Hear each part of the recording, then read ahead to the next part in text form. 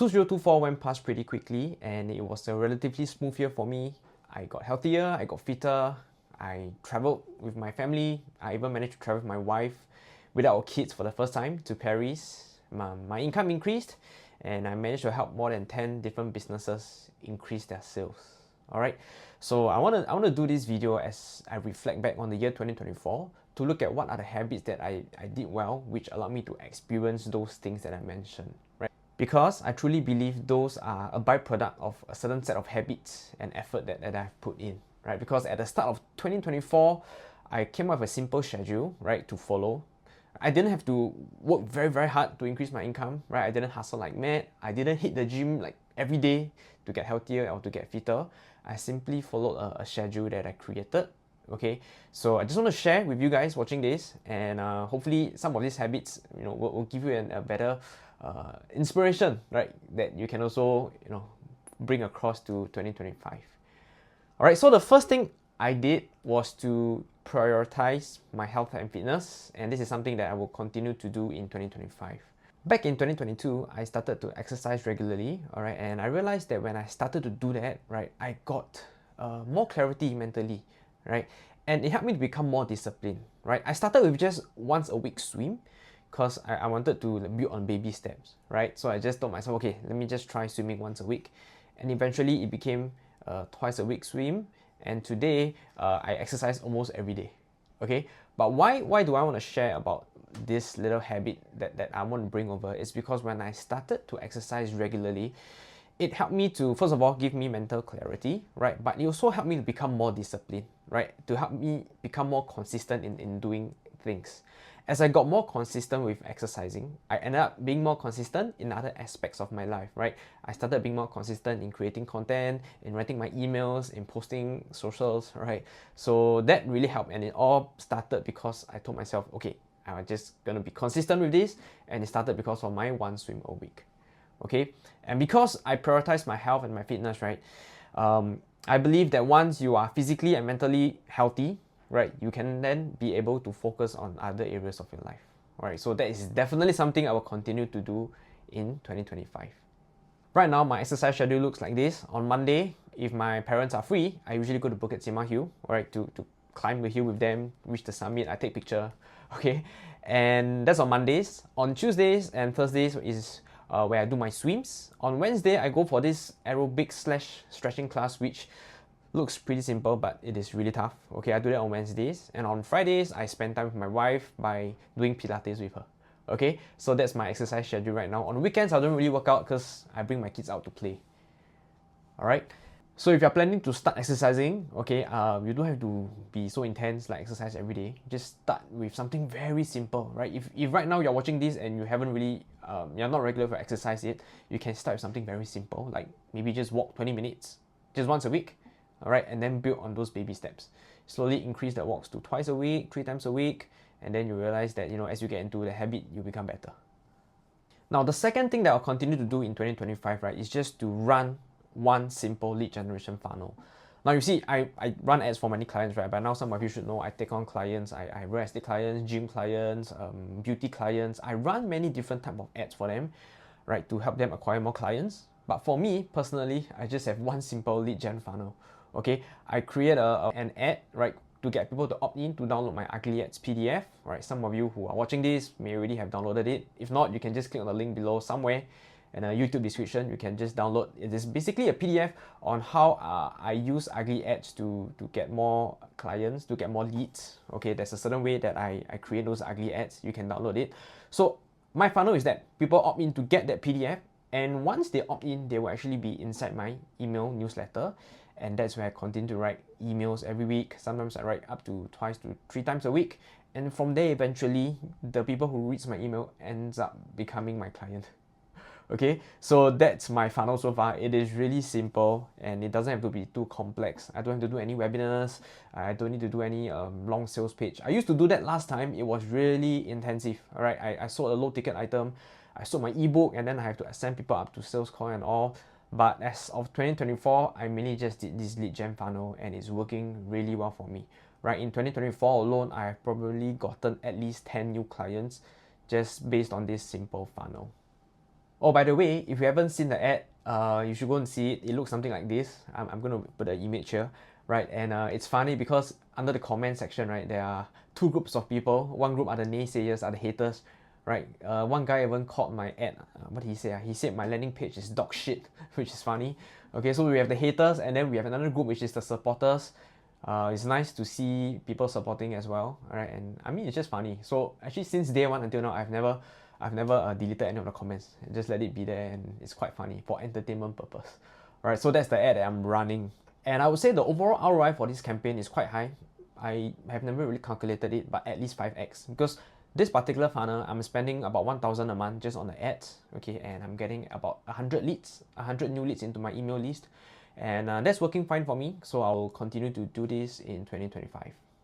Now, the next habit that I will continue doing in 2025, right, is just to continue to focus on that one main mode of content creation. So what do I mean by this? I don't mean like focusing on one platform like Instagram or Facebook or TikTok, right? I mean the medium of content. Is it writing? Is it video? Or is it audio? Right, while I'm very comfortable in front of camera, like you can see I'm talking just to a phone right now, right, because I've been doing videos for years, I still prefer writing, because writing helps me to organize my thoughts. It helps me to think clearly, and I share my content pillar actually, right, my content strategy somewhere in my newsletter. I will put it somewhere in the link via the video. If not, you should opt in my newsletter as well, because in my newsletter, right, I share all this. And my point is, my main mode of content creation is actually writing. This video is happening only after I've written the article, which I think you can see it here on my computer, right? Yeah, right. I usually write an article first before I sit down and read out the content. So my main mode of my pillar content is always my writing. And that has always been my focus, right? I focus on writing first because writing helps me to organize my thoughts. It helps me to express myself better. After I got my thoughts all sorted out, then I will sit down like this to film out the video and then post it on YouTube. Okay, and then that's where I distribute my content across the different platforms. Okay, but my point is, you just want to get good at that one thing first, whether it's writing or it's video. Maybe some people are not comfortable with writing, right? But some people are really good at just holding up the phone and talking, right? So if that's you, do that. Right, but my point is just you want to do it consistently, right? I mean, I've been writing pretty consistently, but not as consistent as I think I should, right? In 2024, I told myself, okay, I should be writing at least one newsletter a week, but I calculated, I think there's only 30 plus, which means I miss out like 20 plus weeks, okay? So the point is to choose a mode of content that you are comfortable with and then do it consistently, right? Because once you start to do it consistently, it becomes a habit, you get better at that.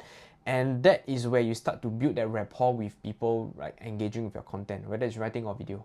And once they build that connection with you, it's where they will start to work with you, right? If you're a sort of like a salesperson or a coach or somebody who runs online content to get clients, right? That's basically something that you should focus on that one mode of content. And for me, it will still be writing. I just want to remind myself to write more emails in 2025. And the last thing that I find myself doing in 2024, right, is to protect my time, right, which I value my time a lot. I'm not saying I don't meet people for coffee. I still meet my clients for coffee, for catch up, right? But I actually mean time spent on work, okay? So don't get me wrong, I'm not saying don't be hardworking. I'm still very hardworking, right? But when it comes to work, if something can be outsourced, I would do it, right? If a particular video content can be edited by my video editor, I will do it. Alright, because I simply value my time a lot. Alright, and right now I have a few people working with me freelance, right? I have a few video editors. Sometimes I hire an intern as well to do my social media content posting, because I suck at that, right? I'm not consistent at all when it comes to posting. I'm okay with creating, right? Because I just put my phone there and start talking, that's fine. But to really organize it and post it on across the platforms, that's basically my weakness, and then that's where I outsource it. Okay, so my point is my time, I protect it that way, right? I will not force myself to do it. I would rather build a system around it, outsource that work out so that I still get to protect my time and still get things done. Okay, so if I were to apply this outside of work, when I go to IKEA these days, right, in the past I would build everything on my own, right? I buy a bookshelf, I'll build it on my own, but then I realized it takes me like 2 hours to build a simple bookshelf, okay? And that's why these days, when I go to IKEA, I will pay for that service for them to kind of install that, to build that shelf for me, right? That's 2 hours saved, right? I could use that time to go and shoot a video like this, to write more emails, and that will eventually lead to better ROI, right? Versus me sitting there and figuring out how to build that shelf. And so that's actually what I mean by protecting my time. So that's something that I'll continue to do, and that's something that, you know, I want to bring across to you as well, to protect your time, right? In my newsletter on this topic, right, I shared a quote by Naval Ravikant. Let me see, what is it, right? So the quote is this, right? Set and enforce an aspirational hourly rate, whether it's $500, $1,000. If fixing a problem will save less than your rate, ignore it. Okay? If outsourcing a task will cost less than your rate, then outsource it. So for me right now, what's my hourly rate? I'm setting it at about $500. Okay, and getting someone to fix that IKEA shelf is just, I think, extra 20-30 bucks. I would definitely outsource it because my time is worth way more. Alright, so that's actually what I mean by protecting my time. Alright, so in summary, these are the few simple habits that I've been doing in 2024 that has helped me to get what I have achieved. Okay, not a big achievement because, right, if you read my newsletter, I've said this many times, right, I don't aspire to make like a few $1 million a year because right now I value my time a lot. I have 2 young kids, they are still pretty young, turning 3 and 5 soon, and I want to make sure that I'm there for their childhood. For your info, I send them to school every day, I pick them up every day, I spend my weekends with them, and that's the lifestyle I'm building right now, right? Yet, I'm still able to deliver impact for my clients. Okay, so I've designed my life to be this way because I prioritize time a lot. Okay, and these are the habits that I will continue to do in 2025, all right? I will still exercise regularly. I will still run that same ugly ass lead gen funnel. I will write more emails, and I'll continue to value my time and be more careful about how I spend my time. Alright, so I hope these simple but powerful habits to me will help you one way or another, and hopefully give you a better 2025. Alright, so thank you for watching. So stay tuned, subscribe to my YouTube channel, or you can opt into my newsletter. I probably will write more emails and I film videos like this. Alright, so thanks for watching. Talk soon.